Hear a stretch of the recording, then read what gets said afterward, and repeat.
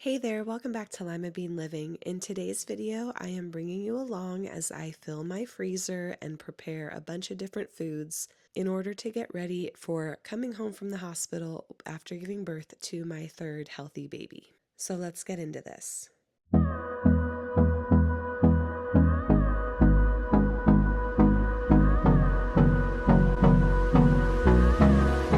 So the first thing we're going to start by making is chicken enchilada casserole. This is one of my favorite recipes.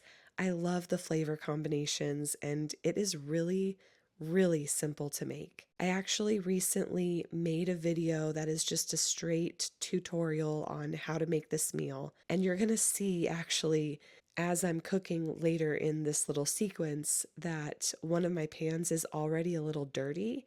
And that is because I had made the recipe video right before making this triple batch. But what I'm doing right now is chopping up a bunch of olives because they are cheaper to get them as whole olives and then dicing them up myself, as well as, taking the brick cheese and shredding that up myself. So this is a couple steps of extra labor to making this recipe, but it's not necessary if you want to buy the pre-chopped or diced or sliced olives and, shredded cheese. You guys can by all means go ahead and take that easier route. But since I was making like a quadruple batch here anyways, kind of buying the bulk bricks of cheese and all that stuff, it saved a little bit of money and it wasn't too much extra work for me. And then I am draining a bunch of cans of chicken. And this isn't the only way that I have made this recipe. In the past, I have taken a rotisserie chicken and shredded that up by hand. But,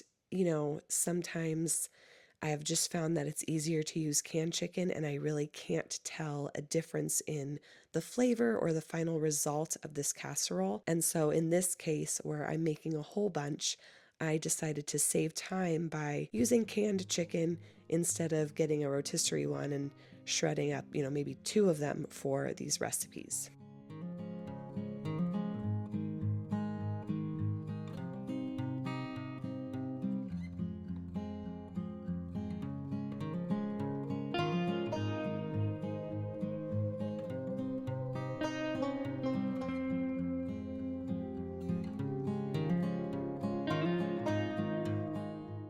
I think the thing that I love the most about this recipe is just how easy it is to make it. Obviously, I'm making a lot in preparation for the postpartum journey, but the thing I like is that everything kind of gets cooked in a saucepan, and then the fun part, in my opinion, but the most tedious part, I guess, is the layering of the casseroles. And I figured out a better way to layer these corn tortillas in the pans, and you'll see that more in a time lapse in just a second.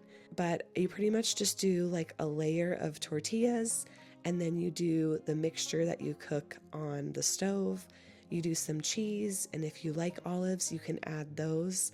My husband does not, so I'm only doing like half of this pan with olives. And then you just go ahead and repeat the layers. I think I got about 3 layers for each of these casseroles. And then I put some foil on top and I'm sticking it in my freezer. When I plan on making these, I do plan on taking them out of the freezer the night before. I plan on having them for dinner and letting them defrost in my fridge overnight.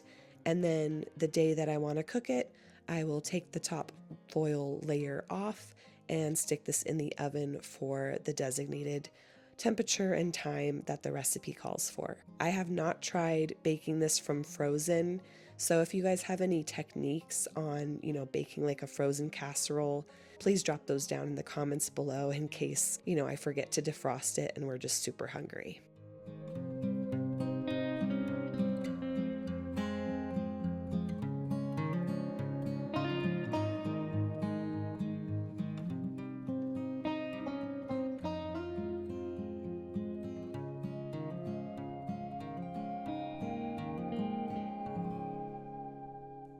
So the next thing I am making are some frozen pizzas. This is a technique that I recently learned how to do where you make your pizza dough and then you roll it out and then you just bake the dough in the oven for like 7 minutes. And then once that is baked, you can take it out of the oven, assemble your pizza and freeze it, and then you pretty much have the equivalent of like a store-bought frozen pizza. And the thing that I like, the most about this is it makes it for like a really quick dinner. I'm not spending time making the dough for that evening and assembling the pizza and all of those extra steps. And my recipe for pizza dough ends up creating 2 pizzas, and we usually only have one for dinner. So whenever I make this pizza recipe, if I'm not making like breadsticks on the side, I can go ahead and make a pizza for dinner and then make a pizza for a future dinner and just have it par-baked and ready to go for, a much easier dinner in the future.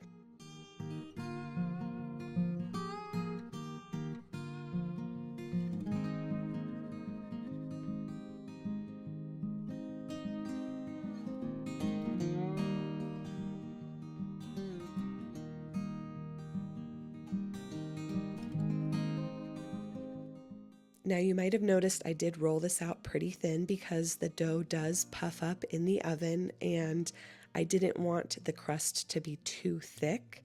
So I do roll them out pretty thin, but it ends up working out perfectly.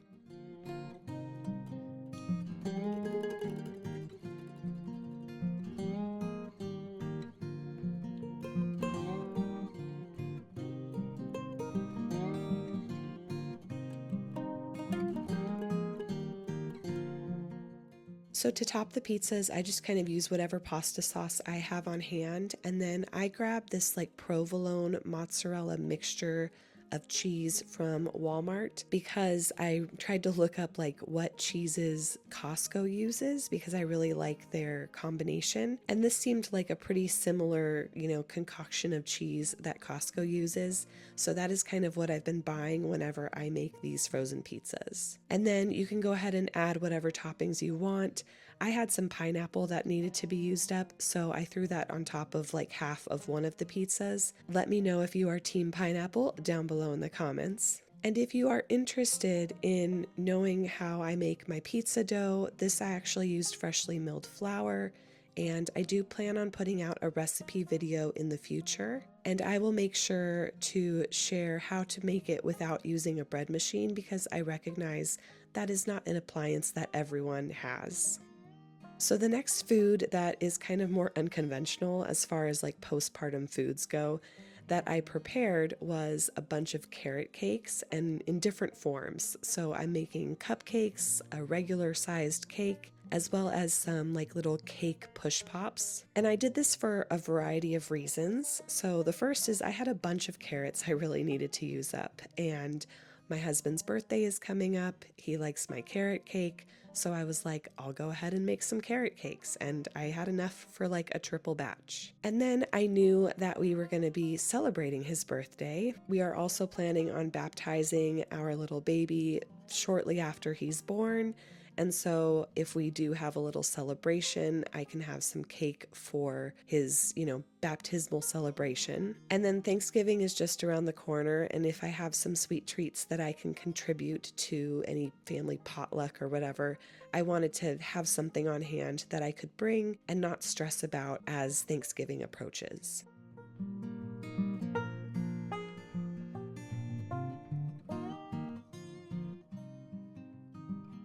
So in a previous video, I share a lot more details on, how I put these together, but I really had a lot of fun making the little push pops. I, haven't served them to anybody yet, so I can't give feedback from that, but I love how they turned out. I think they turned out really cute, and I can definitely see making something similar for a future party. And then I piped celebrate on our larger cake because I don't quite know if we're using it for a birthday party or a baptismal party or a combo. And so I figured celebrate was just the best way to go as far as decorating the larger carrot cake.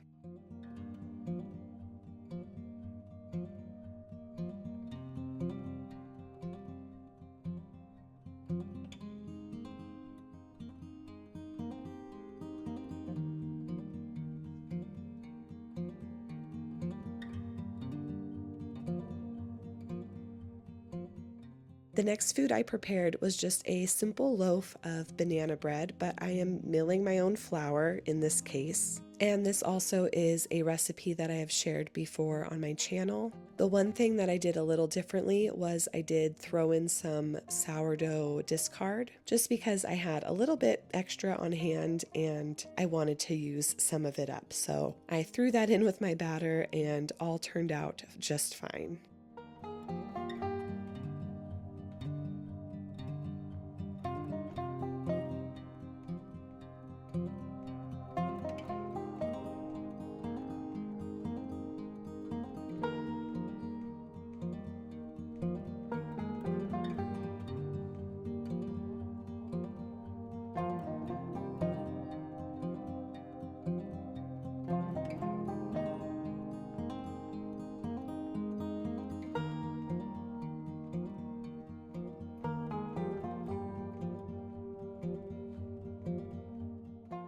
So in preparing, a lot of these meals, I didn't just want to make just dinner meals because, you also have to feed the kids and yourself breakfast and lunch. And so I figured banana bread would be great to have on hand for breakfast or even snacks throughout the day. My kids love the banana bread. I love the banana bread. So this is one reason that I just wanted to make at least one loaf of this delicious bread. I have shared the recipe before on my channel, so I'll try to link that video as well. Next up, we are making beef taco skillet.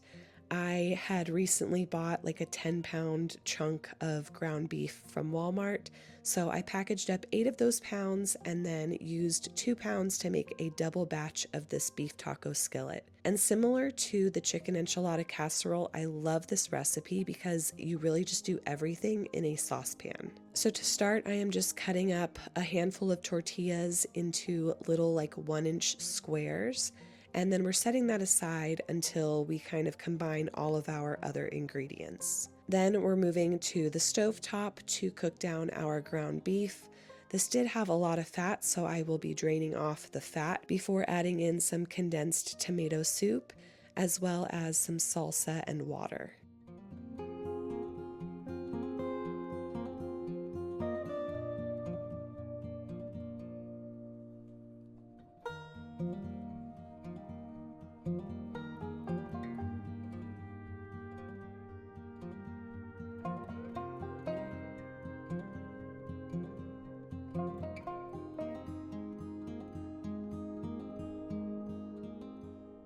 Once I get those kind of more liquidy ingredients mixed in with the ground beef, I add in my tortillas and mix them around and cook them until they're kind of all separated and nice and soft. And I top it off with some shredded like Mexican blend cheese. I mix that in, and then when I'm serving it, I sprinkle a little bit more cheese on top because I am definitely a cheeseaholic. And I like to serve this also with some sour cream. And then it goes well with like veggies or whatever, or even just by itself. So on this night that I made it, I made, set aside a little serving for me for dinner. And then I packaged up the rest in some containers and stuck these in the freezer. Now, I'm not going to lie, my husband did sneak like 2 of these already, and I haven't even given birth yet. So I did end up making some more recently for dinner and packaged some away.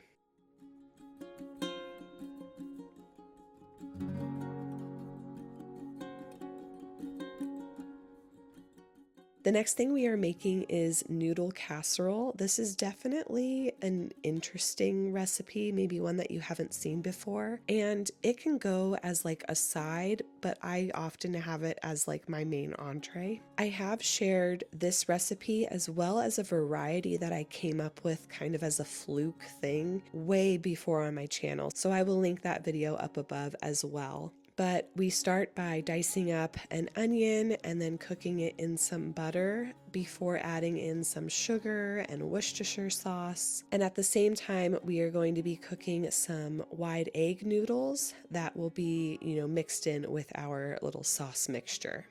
But here we are adding in our sugar and our Worcestershire sauce, and we're going to let this come to a boil. And then once it comes to a boil, we're going to turn off the heat and add in some cottage cheese and sour cream.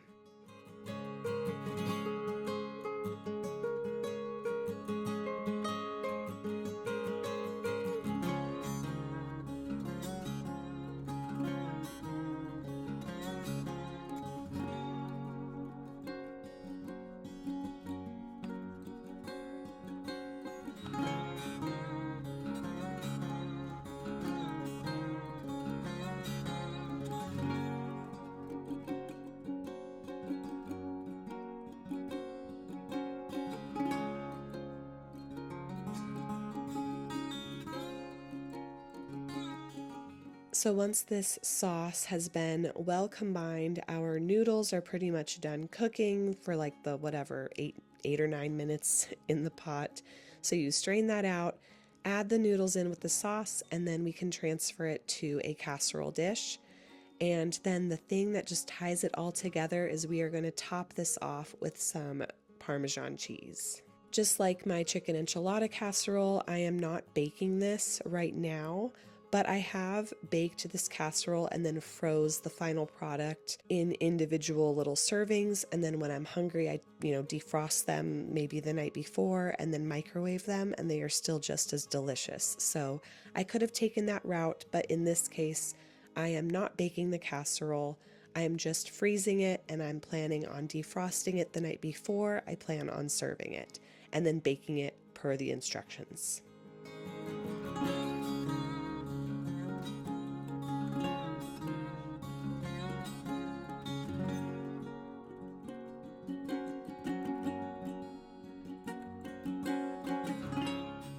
Our next recipe is spinach cheese bake. My mom was actually a dietitian before becoming a stay-at-home mom and raising myself and my siblings.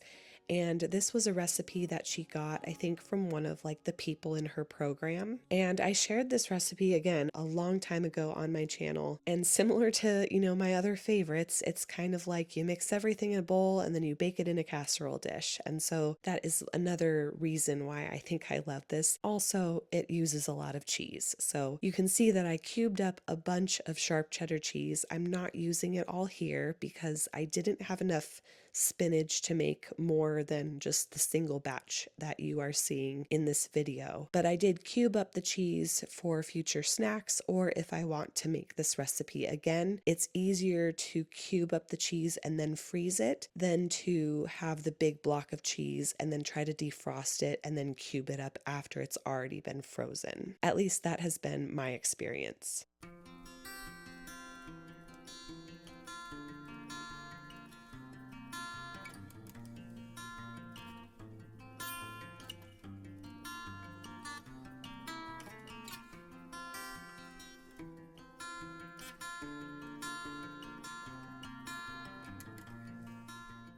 But after mixing all of the ingredients together, you just dump it in a greased casserole dish and then you can bake it. But again, here I am not baking it before freezing it. I am just sticking it in the freezer, and I plan on defrosting it the night before I plan on serving it for dinner.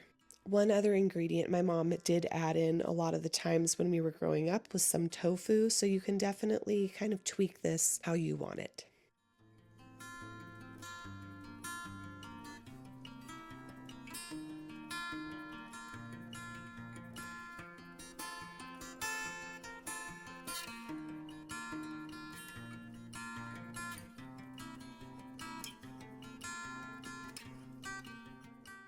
The next thing I'm preparing is more of a snack, especially one for church. I am making some little freeze-dried yogurt bites. I recognize that, not everyone has a freeze dryer, so this is maybe something that you won't get around to doing if you are going to be entering your postpartum period. But this for me is just really simple, and it's a nice quiet snack for me to offer my active son when we go to church. And right now I'm in the stage where I need to give him some snacks to keep him quiet when we're at church. And this is one of those kind of go-to snacks. Not to mention, these are really delicious, so I don't mind snacking on them as well. The only downside to freeze-dried foods, if you have too much of them, is you do have to kind of drink more water to compensate for the water that was sucked out of the foods during the freeze-drying process.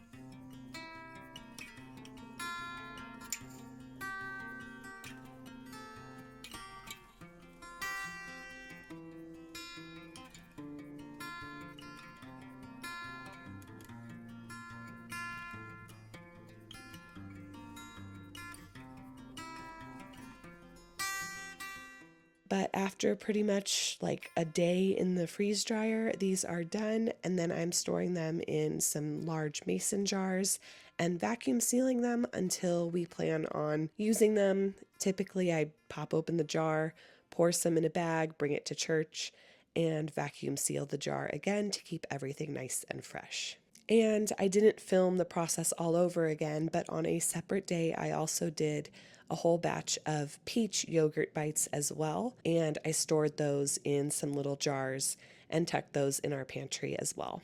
The next thing I prepared was some pancakes. I do not know how to pronounce this pancake mix name. It's like Snoqualmie or something. Lodge pancake mix. Someday I might try to just make my own pancake mix from scratch, but I really like how this one tastes, so I'm taking convenience over maybe, total quality of ingredients. But at this point in my pregnancy, I figured that's a okay, compromise to make. And so on this day, I was making pancakes for either brunch or lunch or something for my family.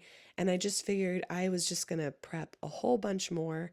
And then we are going to be like freezing them for about an hour before bagging them up and, sticking them in the freezer for future use. And the idea is that we'll just take a pancake out, pop it in the toaster, and warm it up that way, or even in the microwave, and the kids can have an easy breakfast. I did this mainly because my husband is more of like a grab crackers from the pantry type of guy and give it to the kids for breakfast, and I wanted them to have some variety when it comes to breakfast going forward, and this was an easy thing for him to whip out of the freezer and give to the kids, if I am dealing with the baby in the morning.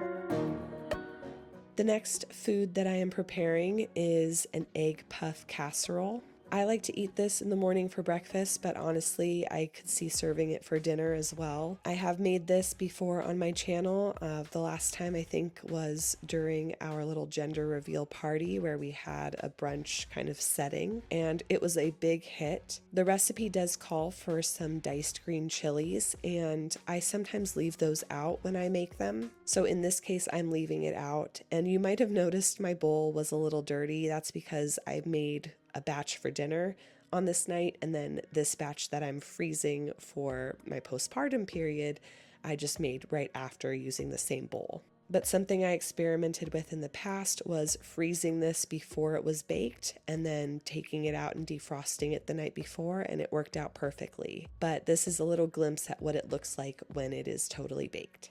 And then the last couple foods that I'm going to be showing you guys are just things that, I purchased and have already kind of prepared for meals. We love getting this naan bread from Costco. We make little pizzas in our air fryer. So this is like an easy, quick dinner as long as they're defrosted. We also grab some easy to go or easy to grab snacks. So little yogurt covered raisins, crackers and peanut butter, and pouches. I really like these Fairlife protein shakes, so I want to make sure I'm getting enough protein in my postpartum period.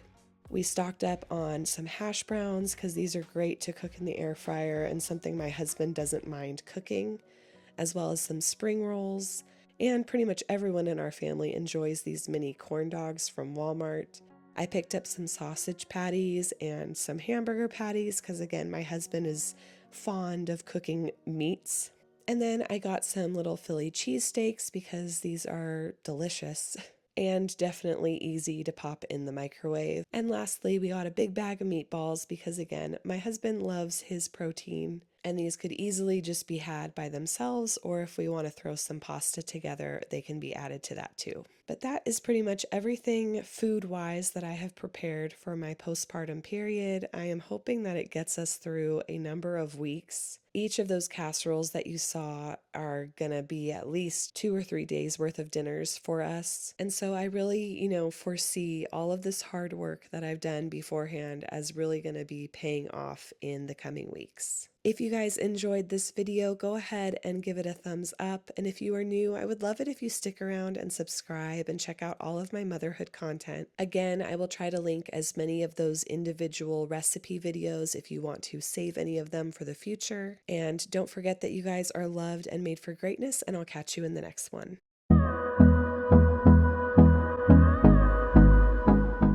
Woohoo! You've made it to the end of the video. If you didn't know already, every Monday and Friday you can find motherhood and lifestyle content on this channel. And since us moms have to do it all, that may mean yummy recipes, easy DIYs, mom hacks, cleaning and organization, or just a combo of everything. Please know that you are loved and you are made for greatness, and I will catch you in the next one.